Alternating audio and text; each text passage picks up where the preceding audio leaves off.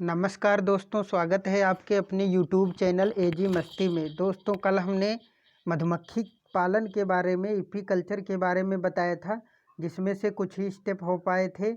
जैसे कि हमने बताया था, मधुमक्खी के छत्ते में 3 प्रकार के लोग होते हैं।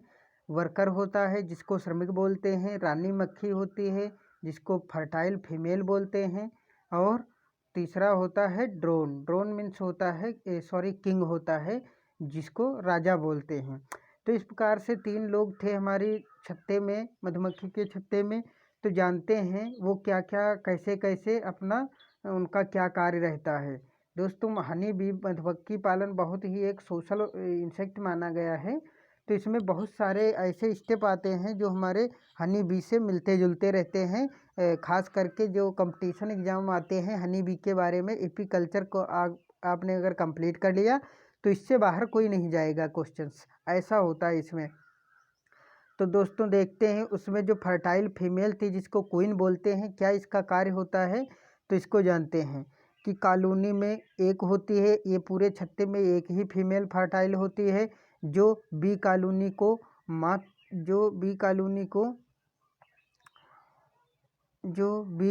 को माता, बी कॉलोनी की माता जिसको बोलते हैं, माता होती है।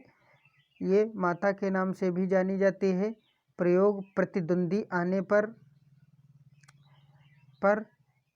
पर मारने के लिए करती है। मतलब कि जैसे छत्ते में कोई आता है शहद निकालने के लिए, तो वे यह जो होती है फर्टाइल फीमेल होती है, क्वीन होती, जिसको माता रानी बोलते हैं, माता बोलते हैं। तो इसमें क्या होता है, माता होती है जो ये जैसे कोई उसके छत्ते पे अटैक करता है, अपने जो है डंक का प्रयोग तभी करती है जब कोई प्रतिद्वंदी आता है और मारने के लिए। तो रानी चेम्बर को नष्ट करने के लिए प्रयोग करती है और कभी यह डंक नहीं मारती है। जैसे कोई प्रतिद्वंदी आता है तभी ये डंक मारती है, और ये कभी डंक नहीं मारती है। क्वीन, कौन सी, फर्टाइल फीमेल जो होती है। तो इसमें क्या होता है कि यह बड़ी सुंदर और चमकदार होती है, लंबा इसका उदर होता है। पहचान के लिए ये अच्छी जानी जाती है। इसकी दोस्तों पहचान हमने बता दिया है आपको कि ये कैसी होगी। ये सुंदर भी होगी, चमकदार भी होगी, लंबा उदर उसका होगा और ऐसे दिखती है वो। इसका जो भोजन होता है, ये रॉयल जेली ही इसका भोजन होता है, शाही भोजन जिसको बोलते हैं। ये सिर्फ शाही भोजन रानी मक्खी ही खाती है। उसके बाद होता है जो श्रमिक द्वारा पैदा होता है, एक रानी एक दिन में 800 से 1200 अंडे दे सकती है। दोस्तों, क्या होता है कि इसमें जो श्रमिक होते हैं, श्रमिक ही रॉयल जेली को एकत्रित करते हैं और सिर्फ रानी मक्खी के खाने के लिए ही एकत्रित करते हैं। उससे क्या होता है, जैसे ये खाती है तो एक रानी मक्खी 800 से 1200 अंडे दे सकती है और 1,50,000 अंडे पूरे जीवन काल में रानी मक्खी देती है। इसका जीवन काल 2 से 5 वर्षों तक होता है। दोस्तों, मधुमक्खी का जो लाइफ साइकिल होती है रानी मक्खी की, उसको हमने बता दिया है कि इसका जो है 2 से 5 वर्षों तक होता है। इसकी बूंदे होने पर नई रानी पुत्री की खोज होती है, उसे रिप्लेस कर दिया जाता है। मतलब कि जैसे वो रानी मक्खी बूढ़ी हो जाती है, उसकी जगह पर दूसरी रानी मक्खी को एकत्रित करने का व्यवस्था की जाती है। ये सब किंग और वर्कर के माध्यम से की जाती है और उसको मार दिया जाता है, उसकी जगह पे दूसरी रख दी जाती है और पुनः वो पूरी प्रोसेसिंग वैसे ही करने लगते हैं सारे के सारे। उसके बाद आता है कि इस कार्य को अधिकतर श्रमिक ही करते हैं। मतलब जो रिप्लेस का कार्य होता है, उसकी जगह पे दूसरी रानी मक्खी को रखना, उस रिप्लेस करने का कार्य जो है वर्कर या श्रमिक ही करते हैं। तो ये दोस्तों हमने बता दिया। उसके बाद ये फीमेल फर्टाइल के बारे में थी बात, किंग जिसको माता बोलते हैं। उसके बाद आता है किंग जिसको डोनर बोलते हैं। इसका क्या होता है, यह रानी तथा श्रमिक से बड़े होते हैं। ये आकार में रानी मक्खी और श्रमिक जो वर्कर होते हैं उनसे बड़े होते हैं। इंसेक्ट नेक्टर वैक्स इकट्ठा नहीं करते हैं। ये दोस्तों स्टिंक नेक्टर वैक्स इकट्ठा नहीं करते हैं। उसके बाद यह नहीं कार्य करता है, यह भी भोजन के लिए श्रमिक पर आश्रित रहते हैं। जो किंग होता है ये कभी काटता नहीं है और ये भोजन के लिए वर्कर जो होते हैं उस कॉलोनी में उन्हीं पे ये डिपेंड रहता है। और ये खुद ना तो काटता है ना ही कोई वैक्स इकट्ठा करता है, ये सिर्फ रानी मक्खी के देख रेख के लिए होता है। मगर रानी मक्खी की देख रेख के लिए नहीं होता है, इसमें आगे दिया है कि ये सिर्फ मैटिंग करने का कार्य करते हैं। जैसे रानी मक्खी के साथ मैटिंग की जाती है उसी को ये कार्य कंप्लीट करने में सहायक होते हैं, तब तक ये उसी में बने रहते हैं। तो ये था दोस्तों वर्कर इसके बारे में। उसके बाद देखते हैं मैटिंग करना होता है। नर रानी से एक ही बार मैटिंग करता है, इसके बाद इसको मार दिया जाता है। दोस्तों बहुत ही सिस्टमेटिक इसका जो होता है टेक्निकली होता है कि इसको एक ही बार मैटिंग करने का मौका दिया जाता है, उसके बाद जो श्रमिक होते हैं श्रमिक ही इसको मार देते हैं। तो इस प्रकार से जो डोनर था उसका कार्य कंप्लीट हो जाता है। उसके बाद जो है आता है उसके बाद आता है कि ये इसकी उड़ान क्या होती है। शादी मतलब जिसको मैथुन उड़ान बोलते हैं मधुमक्खी में, उसको ये कैसे एक मतलब अंडे देती है उसकी प्रोसेसिंग है, देख लीजिए आप, थोड़ी सी टाइम लगेगा। इसमें क्या होता है आफ्टर 2 से 3 days queen daughter take nuptial flight more then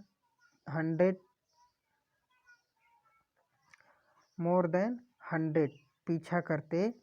मतलब इसमें ये होता है 2 से 3 दिनों के बाद जैसे रानी मक्खी उड़ान भरती है उसकी पुत्री उड़ान भरती है, और उसके बाद क्या होता है कि ये कैसे रानी मक्खी का दर्जा देते हैं। ये लोग कॉलोनी में श्रमिक और डोनर और फीमेल फर्टाइल तीनों में एक कॉम्बिनेशन होता है, एक सिस्टम होता है, उस हिसाब से ये अपना कार्य करते हैं। तो उसमें क्या होता है कि ये जो मोर देन 100 लोग होते हैं ये पीछा करते हैं किसका, माता रानी का। माता जो फीमेल होती है उसकी रानी मक्खी जो होती है उसका पीछा करते करते बहुत दूर तक उड़ते उड़ते चले जाते हैं। ये मैथुन उड़ान होती है, सुबह के टाइम होती है, उड़ती है। उसके पीछे 100 से अधिक जो किंग होते हैं वो पीछा करते हैं और उसी दौरान आपस में मारपीट भी करते हैं मैथुन के लिए, जिससे अधिकतर ड्रोन मारे जाते हैं, जिसमें अधिकतर राजा जो होते हैं किंग होते हैं वो मारे जाते हैं। जो सबसे ताकतवर होता है वह रानी मक्खी से मैटिंग करता है। इसमें क्या होता है कि जैसे उड़ान हुई उसमें जो सबसे ताकतवर होगा उसी को मैटिंग करने का मौका मिलता है, सबको मार देता है। उसके बाद क्या होता है, इसके बाद नर मार दिया जाता है। जैसे मादा से वो मैटिंग कर लेता है उसके बाद नर जो है वो मार दिया जाता है तथा मादा अपने छत्ते में वापस आ जाती है। इसमें क्या होता है जैसे उसके साथ मैटिंग हो जाती है ऊपर आसमान में, उसके बाद वो रानी मक्खी तुरंत उसको भी मार देती जिसके साथ मैटिंग करती है, और उसके बाद वह पुनः आकर छत्ते में बैठ जाते हैं। यह अपने जीवन काल में एक ही बार मैटिंग करती है, जिससे स्पर्म को स्पर्मेथिका में दोस्तों क्या होता है कि ये स्पर्म को स्पर्मेथिका में स्पर्म पाउच जिसको बोलते में रखती है तथा पूरे जीवन काल में आवश्यकता अनुसार प्रयोग करती रहती है।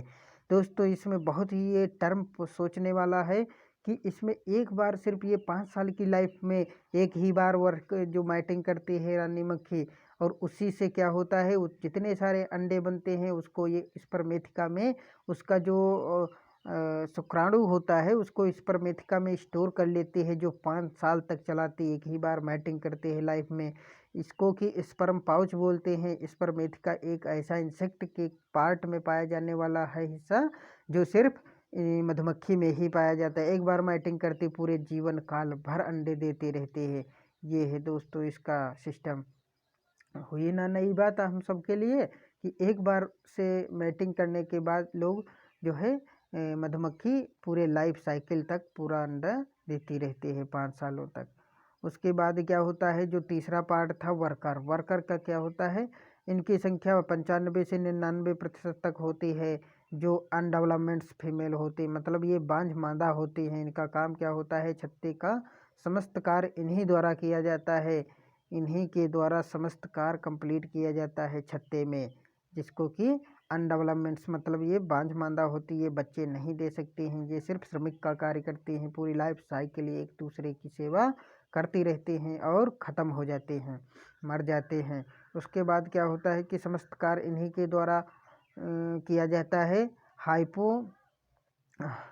हाइपोफैरेंजियल ग्लैंड से रॉयल जेली प्रोड्यूस की जाती है। इनके एक शरीर में एक हाइपोफ्रोंजियल जो है हाइपोफ्रोंजियल